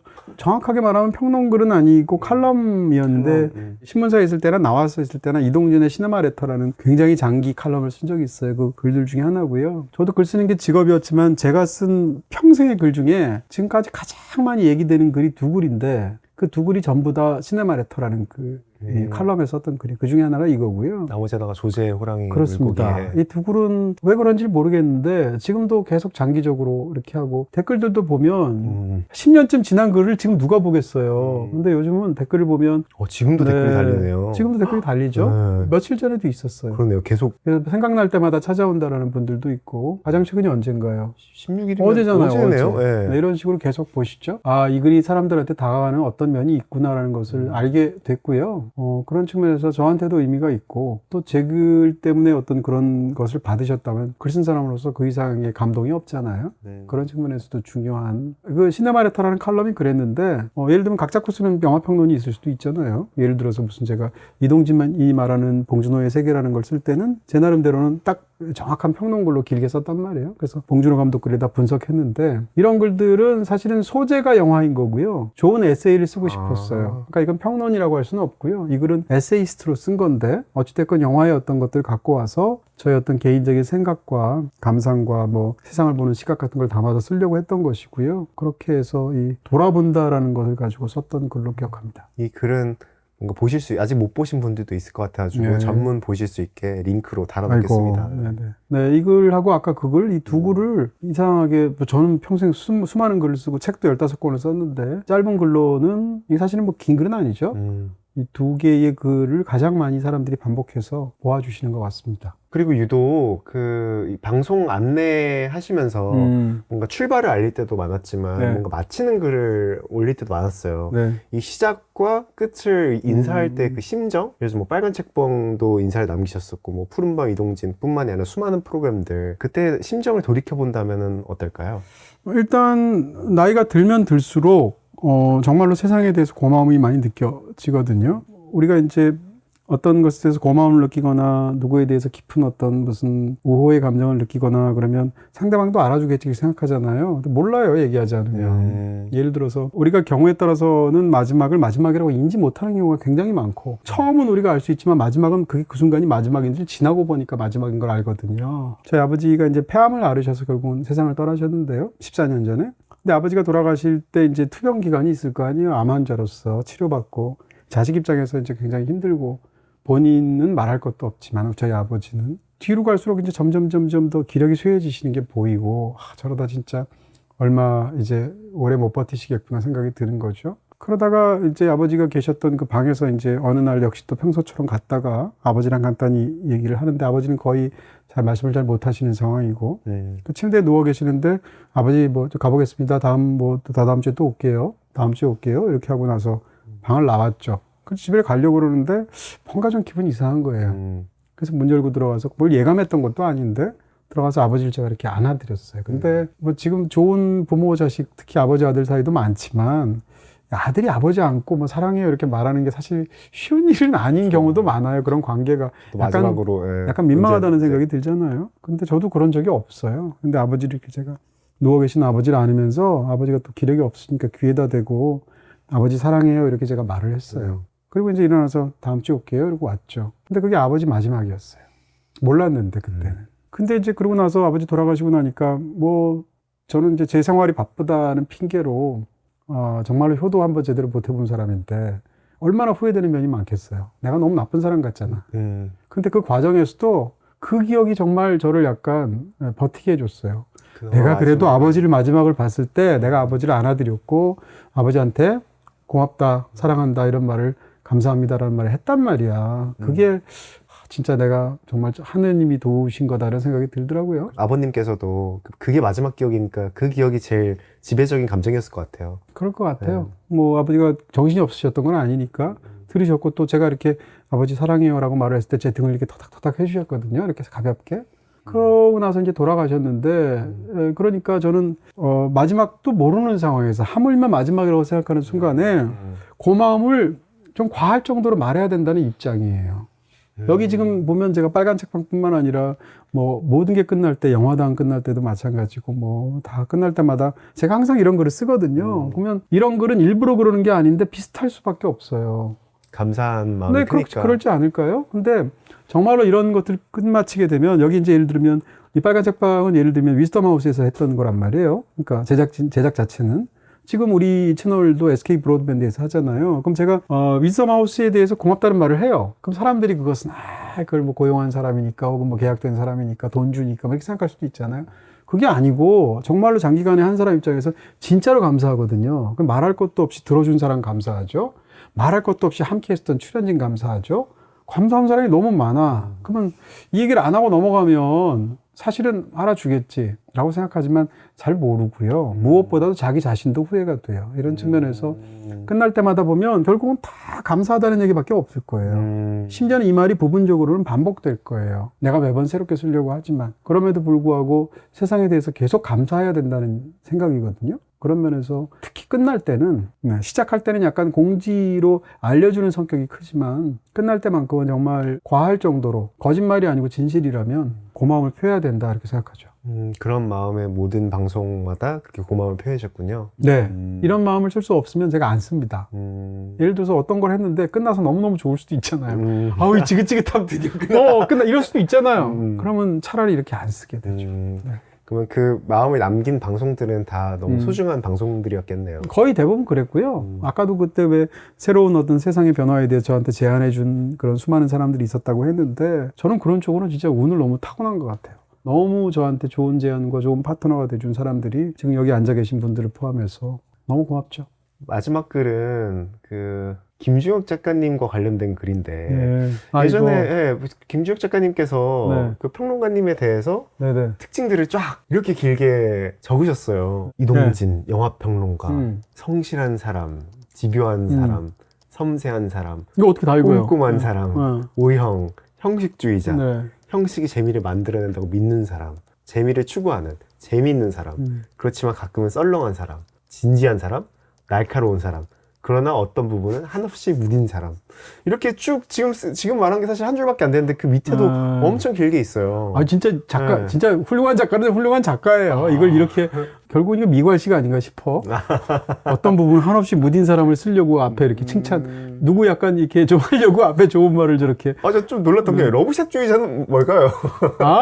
아니 그러니까 그게 무슨 이상한 러브샷이 아니고요. 그렇죠, 예. 약간 그 시대에 약간 술 마시는 방식이기도 했는데 이번에 왜 젠슨 황 와가지고 그 두 회장님하고 셋이서 러브샷 했잖아요. 그런 방식으로 모든 사람이 떠들썩한 분위기 속에서 회식에 모인 사람들 3명, 5명 이런 사람들끼리 이렇게 러브샷 하는 걸 좋아했는데 한때 그걸 저를 집요하게 놀렸던 사람이 성시경 씨예요.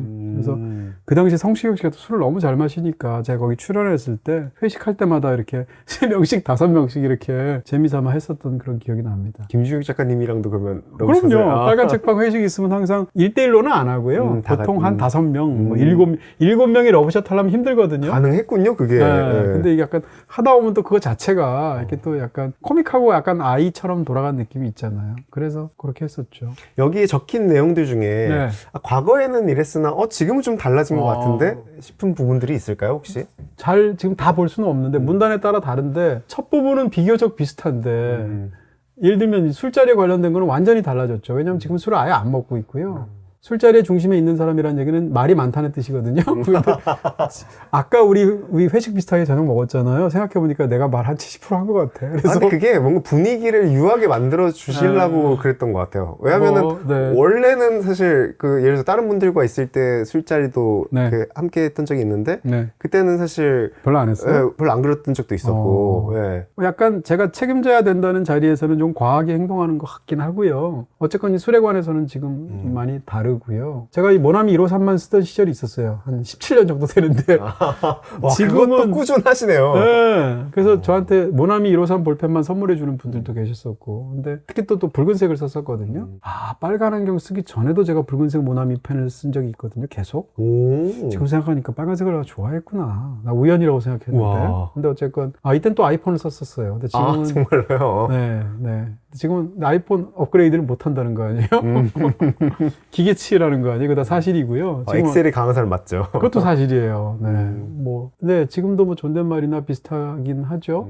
마지막 부분은 조금 아프네요. 왜냐하면 제가 글 쓰는 데 대해서 정체성이 있고 너무 중요하다고 생각하고 책 쓰는 게 또 제 인생에서 가장 보람 있는 일인데 15권의 책을 쓰고 나서 지금 5년이 흘렀어요. 5년 동안 책을 못 냈다는 얘기인데 5년 동안 책을 못 낸 건 제 인생에 없었거든요. 이 성인이 되고 나서. 그런 측면에서 보면 사실 요즘 글 쓰는 게 책을 쓰고 있는데요. 너무 힘들어요, 글 쓰는 게. 또 너무 바쁘시기도 하고. 바쁜 문제가 아니고 약간 글 쓰는 것이 원래 고통스럽게 느꼈는데 더 그런 상황이 된 것 같아서 약간 글 슬럼프거든요. 그런 측면에서 이 마지막에 너무 좋은 말씀을 써주셨는데 여기에 부응하려면 적어도 이 시절의 나로 돌아가려면 조금 더 좀 다시 한번 스스로를 좀 각잡고 벼려내야 되는 그런 시간이 필요하다라는 다짐이 생기게 되네요. 블로그에도 댓글도 엄청 달리잖아요. 그 중에 뭐 기억 남는 댓글도 있었을까요? 특정한 댓글 하나라기보다는 지금도 뭐 줄줄줄 얘기할 수 있는 근데 이제 그렇게 말하면 민망하실 수도 있고 또 그중에 따라서는 또 비밀 댓글 쓰시는 분들도 있고요. 근데 다 감사하고 너무 고마운데 오랜 시간이 걸치다 보면 당연히 글을 쓰는 사람의 그 닉이 다 저한테 맞아요. 익숙해지지 않겠어요? 암기가 되더라고요. 네, 그중에서 이제 또 유달리 따뜻하거나 유달리 정확하거나 유달리 도움이 되시게 이렇게 건드려 주시고 힘을 주는 분들이 있어요. 그러면 그분들 닉만 봐도 기분이 좋아요.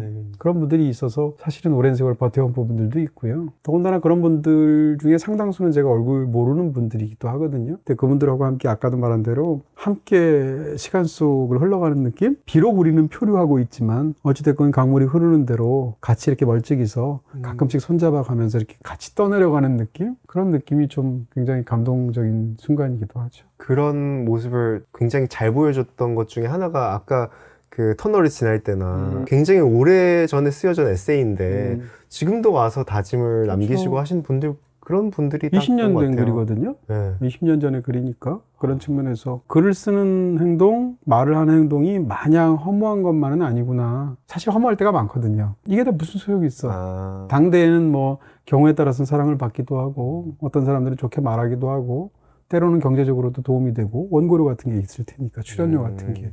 근데 허망할 때도 많잖아요. 그럼에도 불구하고 그런 생각이 들 때가 있죠. 또 마지막으로 또 말씀드리고 싶은 거는 그 블로그와 관련된 기부에 대해서도 말씀드리고 싶어요. 네. 평론가님이 6개월마다 방문자 수를 집계하셔가지고 새로 오신 방문자 수만큼 기부를 하고 계시잖아요. 네. 그게 그러니까 어떤 기부를 여러 건을 한다고 쳤을 때 어떤 기부는 드러내지 않고 하는 기부, 대부분의 기부가 그렇죠. 그게 훨씬 더 좋은 방식이고요. 어떤 후원은 드러내는 것이 사회에 더 유익할 때가 있다고 저는 생각해요. 이 경우가 이제 그런 케이스였다고 저는 생각하고, 그러니까 한 몇 년 전에 한 7, 8년 전 그때 세이브 더 칠드런이라는 그런 단체에서 아동 권리 영화제라는 걸 했고 저한테 지비를 부탁하셨어요. 그래서 이제 그걸 저도 이제 좋은 마음으로 가서 지비를 진행한 적이 있는데, 그 아동권리 영화제를 간 것은 처음이었고, 그래서 하다 보니까 굉장히 마음이 움직였어요. 애초에 그 세이브 더 칠드런이라는 단체가 구호단체이기도 하고, 그래서, 뭘 좀 하고 싶다라는 생각이 들고, 뭘 좀 하고 싶다는 생각이 들면 저는 바로 움직이는 타입이긴 해요.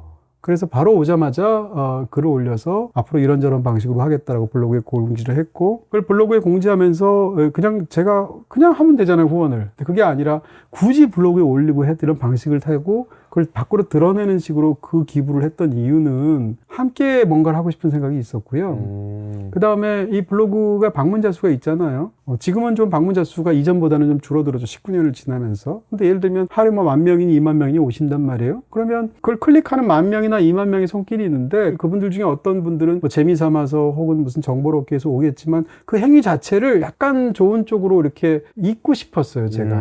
그런 상황에서 블로그 방문자마다 내가 후원을 하겠다라고 선언을 하게 되면 그분은 그런 뜻이 아닌다 할지라도 그 클릭을 하는 오랜 습관적인 행위를 통해서 제가 대신 후원금을 내는 형태가 되는 거잖아요. 따뜻한 손길로 바뀌는 거네요. 그렇죠. 네. 제가 물론 블로그로부터 어떤 이익을 얻지 않는다 할지라도 그런 상황에서 그것을 장기적으로 해서 그분들하고 함께 뭘 우리가 해나가서 아주 미미하지만 선한 조금 더 좋은 행동을 하고 싶은 마음이 제일 컸기 때문에 그걸 밖으로 드러냈던 것이고요. 처음에 그 글을 쓸 때는 그걸 통해서 누군가도 비슷하게 하면 좋겠다고 생각을 했었어요. 파급 효과라고 그럴까? 근데 아니나 다를까 그 이후에 그런 방식으로 나도 뭐 세이브 더 칠드런에, 혹은 세이브 더 칠드런이 중요한 건 아니고요. 어디든 하게 되었다. 뭐 모자를 뜨게 되었다. 혹은 뭐 소액이지만 보내게 되었다는 분들이 감사하다. 이런 글들이 굉장히 많았어요. 이렇게 안부 게시판이나 이런 걸 통해서. 그래서 내 방식이 옳았구나 이렇게 생각하는 거죠. 최근 들어서는 예전만큼 아까도 말씀드린 것처럼 이 방문자 수가 그런 게 아니라 요즘 곱하기 2를 하고 있고요. 왜냐하면 너무 적게 하고 싶지는 않으니까. 또 여기에 만약에 내 모든 게시글들은 다 댓글을 달도록 되어 있는데 그 댓글란도 일부러 닫아요. 그 글만큼은 6개월에 한 번씩 제가 보고를 해야 되잖아요. 왜냐하면 정확하게 해야 되잖아요. 그래서 단단히까지 하거든요. 예를 들면 무슨 끝 단위가 뭐 57원이라고 한다면 60원 해도 되잖아요. 그렇게 안 하고 정확히 그 액수를 하게 되는데, 왜냐하면 거기 댓글란을 보통 글처럼 내보면 그럼 무슨 글이 있겠어요? 결국은 멋지십니다 뭐 이런 글들이 있는데, 제 입장에서는 제가 하는 일이 너무 적은 데다가 너무 소액인 데다가 민망하잖아요. 그런 측면에서 거길 댓글을 닫고 있지만, 그럼에도 불구하고 그분들이 어쨌건 거기로부터 어떤 분들은 영향을 받아서 또 어떤 일들을 해요. 그렇다면 그건 너무 좋은 일이 아닌가? 그거 자체로 선한 영향력이 퍼지는 거죠. 네네. 그렇게 생각이 드는 거죠. 이 영상 나오고 나면 네. 블로그 유입자 수가 많아져가지고 네. 곱하기 2 푸셔야 될 것 같은데. 저의 행복입니다. 마이 플레저입니다. 네, 제발 좀 그렇게 해주세요. 저희가 그 아까 글들 터널 지나면 뭐 다 유입 링크 넣을 너무 거거든요. 좋습니다. 네. 좋은 의미니까. 네. 예. 네. 오늘 할 얘기는 다 했는데 네. 사실 블로그 관련해서 얘기한다고 했을 때 이렇게 길게 얘기할 거라고 전혀 몰랐어요. 생각 못 하셨을 텐데. 저는 그냥 요즘 어떻게 생각했냐면, 요즘 갑자기 제가 잘 모르는 것과 달리 트렌드 자체가 블로그를 굉장히 다시 한번 블로그가 붐이 되고 사람들이 글쓰기 문화가 확산되고 뭐 이런 쪽의 얘기인 줄 알았는데 훨씬 더 좀 어떻게 보면 사적인 그런 얘기를 많이 했던 것 같고요. 이 생각도 했어요. 이제 파이아키아는 뭘 해도 되는구나. 된다는 게 훌륭하다는 뜻은 아니고, 네, 불량 걱정은 할 필요가 없구나 이 생각이 드네요. 사실 뭐 연말이라고 지금 블로그가 한 번 더 그 재조명 받고 하고 있지만 사실 꼭 연말이라고 꼭 정리를 하거나 네. 연말이 꼭 최고의 순간은 아니잖아요. 다른 순간에서도 뭐 정리를 하거나 이럴 수 있잖아요. 그럼요. 뭐 어쨌건 우리가 인류가 캘린더 문화를 가진 것 자체가 시간을 계속 다니면서 새 출발하기 위한 부분이 있죠. 하루가 있다는 것 자체도 그 다음날 자고 나면 다음날이 일주일이라는 것도 그렇고 뭐 한 달도 그렇고 다 그렇죠. 근데 개인별로 어떤 중요한 순간들이 있죠. 뭐 예를 들면 저 같은 경우에 퇴원했을 때 이럴 때 완전히 세상을 다르게 보게 되잖아요. 그런 식으로 보통 그게 이제 일반적으로는 연말이니까 특히 이제 저는 이제 연말쯤 되면 올해 베스트 꼽아야 되잖아요. 이제 다음 주부터 이제 들어가죠. 예. 그러면 이제 올 한 해 어땠지 이러면서 당연하게도 이제 제 삶도 이렇게 올 한 해 어땠던가 이런 생각들이 들게 되죠.